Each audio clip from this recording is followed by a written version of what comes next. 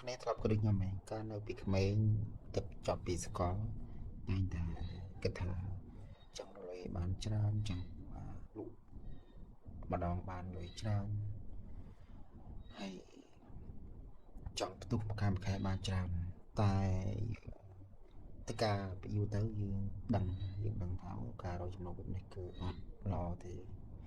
ទីមួយយើងលក់របស់ថ្លៃបានកម្រិតច្រើនអត់បានរកខែទេរំតែបានគឺចំណាយសម្រាប់មួយខែទៅពីរខែអញ្ចឹងការចាយរបស់យើងវាអត់ត្រូវសង្ឃថាពេលខ្លះទៅបាន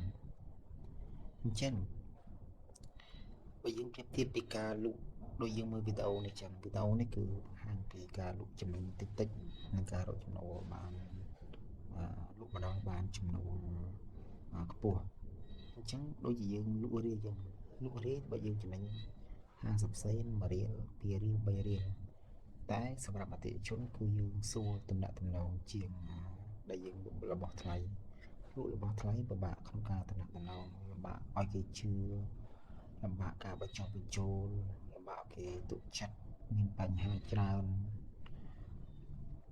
តែសម្រាប់យើងលក់រាយគឺអត់មានបញ្ហាទេភ្ញៀវមកដល់គាត់ទិញទូទាត់ឲ្យលុយអត់គាត់ខ្វល់ទេខ្ញុំជាក់ស្ដែងខ្ញុំទិញរបស់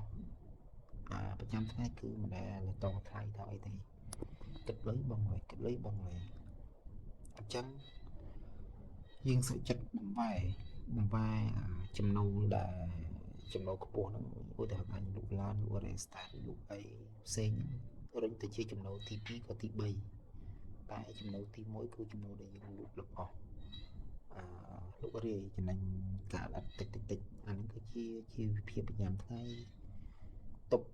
យើងចាយវារាល់ថ្ងៃអញ្ចឹងយើងសល់គឺចំណូលដែលយើងលក់ហ្នឹងឧទាហរណ៍យើងលក់រេស្តាតវិនិយោគស្តុកឬក៏វិនិយោគឬយើងលក់ឡានអញ្ចឹងធ្វើយើងធ្វើមិនទេធ្វើយើងសល់ចំណូលសល់លុយច្រើនតែបើយើងពឹងតែយើងលក់របស់ដែលថ្លៃបានcommissionច្រើនគឺពិបាករស់អញ្ចឹងខ្ញុំរំតែខ្ញុំដាក់ខ្លួនពេលខ្លះចាំពេល